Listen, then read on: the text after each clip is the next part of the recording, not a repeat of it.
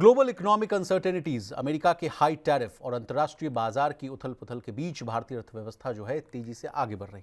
तभी तो Swiss brokerage firm UBS के बाद जानी मानी रेटिंग एजेंसी मूडीज ने अपनी ग्लोबल मैक्रो आउटलुक 2026-27 रिपोर्ट में कहा कि अगले 2 सालों यानी 2027 तक भारत G20 देशों के समूह में सबसे तेजी से बढ़ने वाली अर्थव्यवस्था बना रहेगा और इसकी जो विकास दर 6.5% रहने का अनुमान है। प्रवीण सर, कैसे देख रहे हैं इस खबर को? और ये बहुत बड़ी खबर आ रही है आफ्टर कई जो ग्लोबल ब्रोकर्स हाउस की रिपोर्ट्स आ रही हैं, उसकी ये कंटिन्यूटी है, उसका एक सिलसिला है सर। बिल्कुल, चाहे आईएमएफ हो, चाहे वर्ल्ड बैंक हो, फिर अब जो मूडीज़ जैसी दिग्गज रेटिंग एजेंसी है, उन्होंने भारत की ग्रोथ को लेकर एक बड़ी भविष्यवाणी की है। और जिस बात की तरफ तमाम और खुद भारत के अर्थशास्त्री भी इस बात की तरफ इशारा कर रहे थे कि भारत की जो ग्रोथ है उसमें अब एक तरह का मोमेंटम बनता हुआ दिखाई दे रहा है। पिछले साल की जो ग्रोथ में एक गिरावट हमको नज़र आई थी और अब ये कहा जा रहा है कि 2027 तक जो 6.5% की जो ग्रोथ है 2027 के उसमें ईयर में, वो रहने की उम्मीद है, ऐसा मूडीज़ ने अनुमान जताया है जी। मूडीज़ ने एक बड़ी बात ये कही है कि अमेरिका की जो टैरिफ की जो पॉलिसीज़ थी वो भले भारत के लिए नेगेटिव रही हो, लेकिन उसका असर भारत की ग्रोथ पे पड़ता हुआ ज़्यादा दिखाई दे नहीं रहा।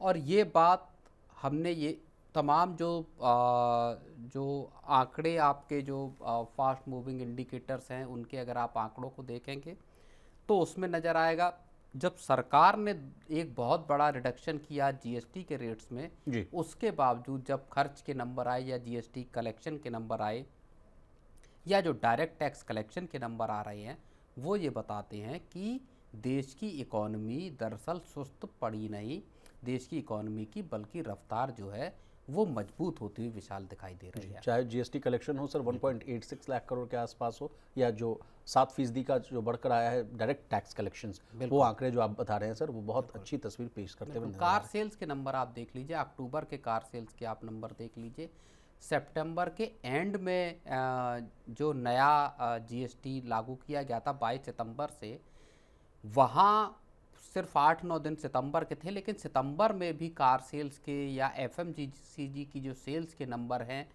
फिर आप सेकंड क्वार्टर के कंपनियों के जो अर्निंग्स के जो आ रहे हैं नंबर, चाहे आप बैंक्स देख लीजिए या आप बाकी कंपनियां देख लीजिए, अर्निंग्स का जो साइकिल था, एक जो अर्निंग्स के स्लो होने का साइकिल था, वो अब पलटता हुआ दिखाई दे रहा है। और माना ये जा रहा है कि यहाँ से अब अर्निंग्स भी अगला जो क्वार्टर होगा वो क्वार्टर और अच्छा होगा तमाम जो कंपनियां, लिस्टेड कंपनियां, उनके लिए। तो ओवरऑल जो इकॉनमी है, और रिपोर्ट्स ये भी आ रही, पहले क्वार्टर की 7.8% ग्रोथ रही, दूसरे क्वार्टर की 7% के आसपास ग्रोथ रह सकती है, इस तरह के अनुमान है।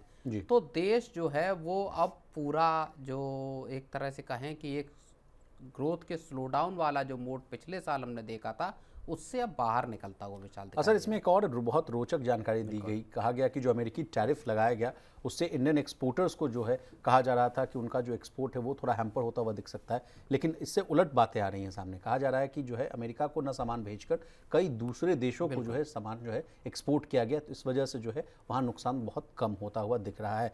उसके बाद ही सर भारत का कुल एक्सपोर्ट जो है सितंबर में मतलब समझिए कि जितने जो टैरिफ वाला मामला था उसके बावजूद 6.75% बढ़ा है, जबकि अमेरिका को भेजे गए माल में जो है एक्सपोर्ट्स में करीब 12% की गिरावट आई है। और फिर डेवलपमेंट के 3 बड़े कारण भी बताए जा रहे हैं। एक तो कहा जा रहा है कि सरकार का जो बड़ा जो इंफ्रास्ट्रक्चर पर जो खर्च है, जो केपिक्स एक्सपेंडिचर की जो आप बात कर रहे हैं उसको, और जिस तरह से हम लोगों ने कई मनी सेंट्रल में भी इस बात की कही कि जो घरेलू खपत जो है, कंजम्पशन जो है वो ज़्यादा अच्छा निकल कर उसका भी डेटा आ रहा है। इसके अलावा सर जो विदेशी निवेशकों का और जो फंड फ्लोज है ये भी जो है एक अच्छा फॉरेन कैपिटल इनफ्लो की बात की गई है कि वो सुधरता हुआ दिख रहा है, उस वहाँ पे तेज़ी आ रही है। जो ओवरऑल जो इन्वेस्टर्स का जो सेंटीमेंट है मार्केट्स के लिहाज से देखें, वो भी पॉजिटिव भारत को लेकर नज़र आ रहा है। और ये जो ग्रोथ के नंबर हैं, चाहे क्वार्टर्स के नंबर अगर आप देखें या जो मूडीज़ के हिसाब से जो 2027 का जो नंबर है, ये ऐसे वक्त पर मूडीज़ बता रही है जबकि ग्लोबल जो इकॉनमी की ग्रोथ है वो 2.6% के आसपास है। 2026 में 2.5% की ग्रोथ की बात की है मूडीज़ ने अपनी रिपोर्ट में, और 2026 में आपका 2.6% की ग्लोबल ग्रोथ की बात की, यानी पूरी दुनिया की ग्रोथ जब 2.5% है तब भारत की ग्रोथ 6.5% के आसपास है। यूबीएस की भी एक रिपोर्ट है सर ग्लोबल ग्रोथ को लेकर, वो कह रहे हैं कि 2025 में दुनिया भर की जो ग्रोथ है 3.2% रहेगी, उसके बाद 2026 में घटकर 3.1 हो जाएगी। लेकिन कुछ अच्छे संकेत उन्होंने ये भी दिए हैं कि 2028 तक ये फिर से बढ़कर जो है 3.3% के आसपास हो सकती है। लेकिन सर इसका अगर कंपैरिजन देखा जाए, कहाँ 3% और भारत सर 6.5%, 7.5% की दर से बढ़ेगा? ना बिल्कुल वही बात है। और जो एक बात fastest growing economy, fastest growing economy है, ग्लोबल ब्राइट स्पॉट है पूरी दुनिया का, तो जितने बड़ी कंपनियां हैं, जितने बड़े बैंक हैं, आप देखिए, एक अकेला उदाहरण मैं बैंकिंग सिस्टम का या बैंकिंग सेक्टर का दूंगा, फाइनेंशियल सेक्टर का दूंगा। वहाँ पे इसी साल $15 बिलियन का जो है वो इन्वेस्टमेंट जो है वो आता हुआ दिखाई दिया है। बड़ा इन्वेस्टमेंट, चाहे यस बैंक हो, चाहे फिर आपका सम्मान कैपिटल हो, आरबीएल बैंक हो, तमाम जो बैंक्स हैं उनमें विदेशी पैसा आ रहा है। सरकार की कोशिश है कि सरकार यहाँ पे जो सरकारी बैंक हैं वहाँ पे एफडीआई की लिमिट को बढ़ाए, 49% करने की सरकार का एक प्लान है जी। दिमाग में। तो दुनिया जो है वो दरअसल भारत को देख रही है कि एक अगर ग्रोथ के कुछ जो बड़े पोटेंशियल वाले इलाके हैं उनमें एक भारत शामिल है उनमें। लेकिन सर एक चैलेंज की भी बात कही गई है इसमें, वो कहा गया कि प्राइवेट सेक्टर जो है अभी भी जो है पैसा लगाने से हिचक रहे हैं। जो प्राइवेट इन्वेस्टमेंट वाला जो मामला है, लगातार मैं भी आपसे कई बार सवाल पूछता रहता हूँ कि सरकारी खर्च के दम पर कब तक चलेगी इकॉनमी, कभी तो भाई प्राइवेट इन्वेस्टमेंट वाले लोगों को भी आगे आना पड़ेगा। नहीं, केपेक्स भी, प्राइवेट केपेक्स भी अब मजबूती पकड़ रहा है क्योंकि ओवरऑल आउटलुक ठीक दिखाई दे रहा है। सरकार, देखिए, एक जो मुश्किल लग रही थी वो यूएस को लेकर लग रही थी कि वहाँ पे जो भारत पे 50% टैरिफ लगाया है वो एक बड़ी दिक्कत होगी जी। लेकिन सरकार ने उसमें डाइवर्सिफाई करने, सरकार ने इनवर्ड आपका माल को खपाने जैसी मुहिम चलाई सरकार ने देश में। इसके साथ ही कल ही सरकार ने 45,000 करोड़ रुपए का एक पैकेज दिया है एक्सपोर्टर्स के लिए। जी। तो ये जो कदम है उनका असर ये है कि अमेरिका के साथ एक और चीज़ है कि अमेरिका के साथ जल्द ही डील हो सकती है। इसको लेकर लगभग चीज़ें पुख्ता हो गई हैं।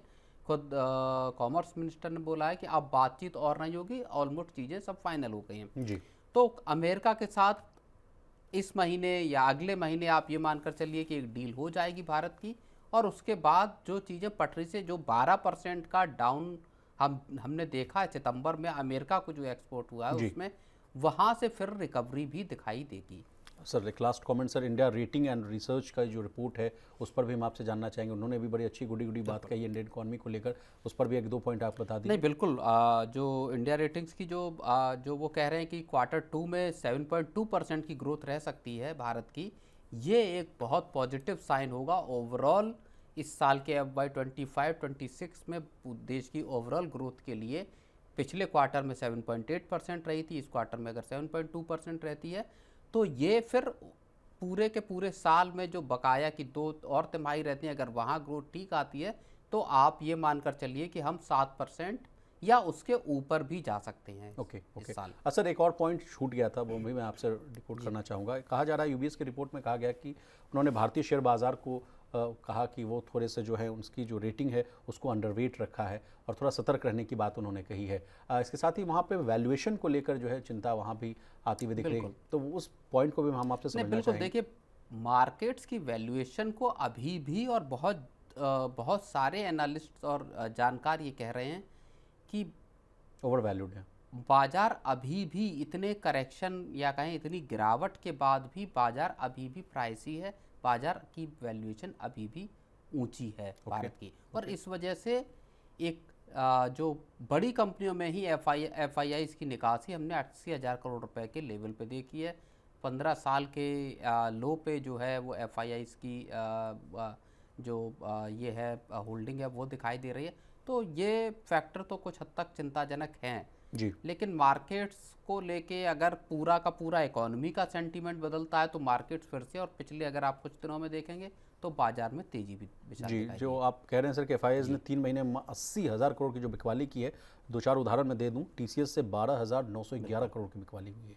RIL Reliance Industries Limited 10,042 crore के आसपास, trend 9,854 crore, ICICI bank 9,375 crore, HCL tech को लेकर कहा जा रहा है कि 7,200 crore, Kotak Mahindra bank 6,800 crore, Infosys 6,500 crore, Axis bank 5,900 crore, HDFC bank 5,500 crore और टाइटन 4,800 करोड़। तो अच्छी खासी बिकवाली ए कैटेगरी के शेयर्स में देखने को मिल रही है सर। तो ये लेकिन अब ये कहा जा रहा है कि यहाँ से इस बिकवाली के बाद अब फिर से यहाँ खरीदारी या एफआईआईज की फिर से जो बाइंग है वो यहाँ दिखाई दे सकती है। ये शायद पीक था इस बिकवाली का, या टेम्पररी आप कहना चाह रहे हैं सर? बिल्कुल।